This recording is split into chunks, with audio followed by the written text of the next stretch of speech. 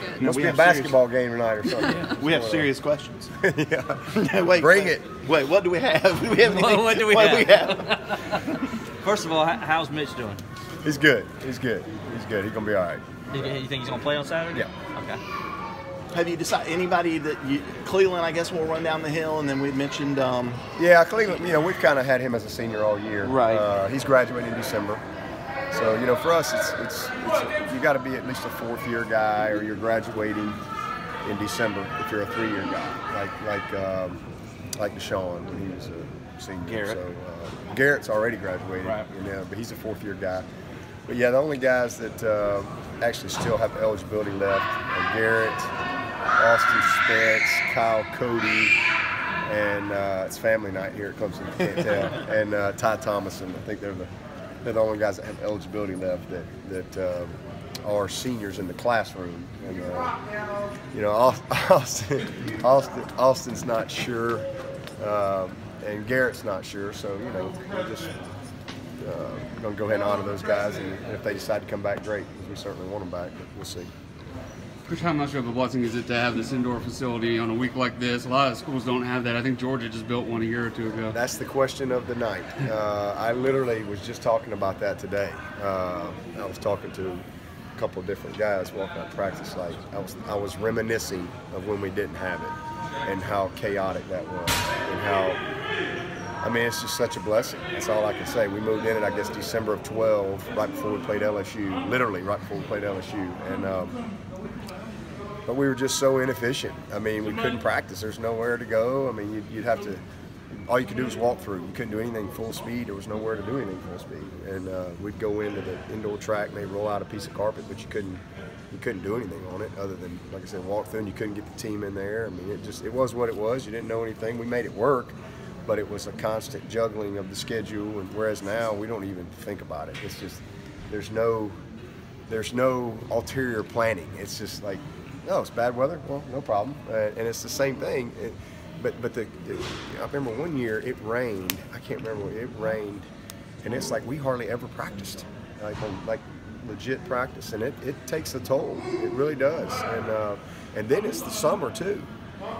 These guys have skills and drills and things like that, and all of a sudden they get washed out, and well, they just missed a day. So that indoor facility is one of the best things that has happened around here for us, as far as just being able to develop our team and to have consistency in our preparation and so forth. So in season and off season.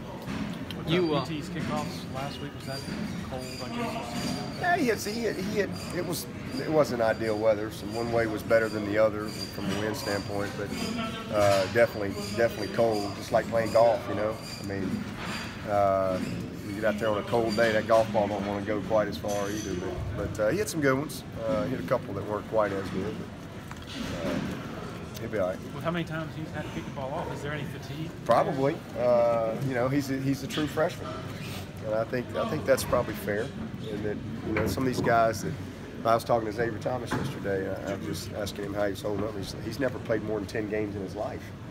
And it's not only played 10 games, but we've been going since August 1. I mean, it's for some of these new guys.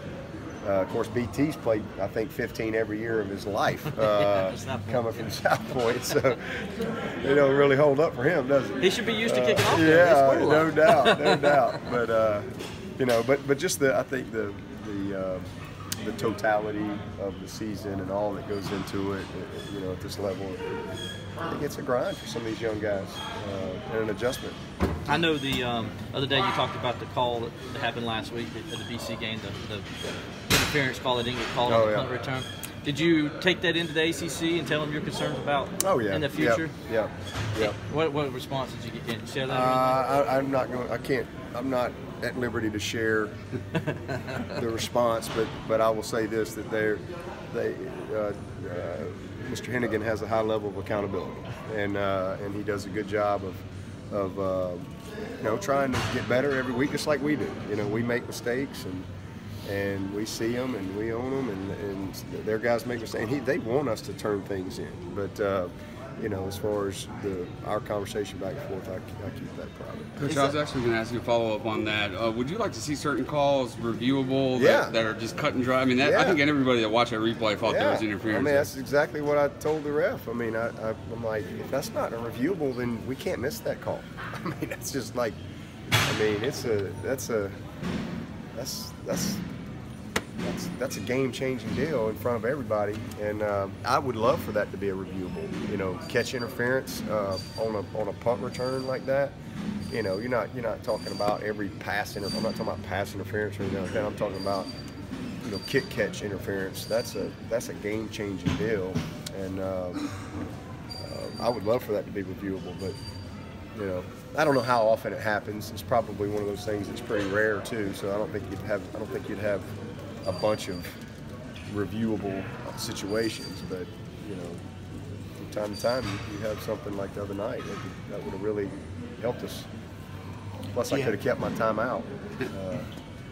Do you also coach Amari on that, because it looked like he turned to the official to complain and then immediately jump on the ball? Absolutely. He's lobbying for a call. He needs to, you know, he don't need to be lobbying for a call. He needs to just get on the ball, and we'll ask questions later. You know? So yeah, absolutely, it's a good coaching opportunity for him. That hey, you can't worry about that. You just got to play your play. And,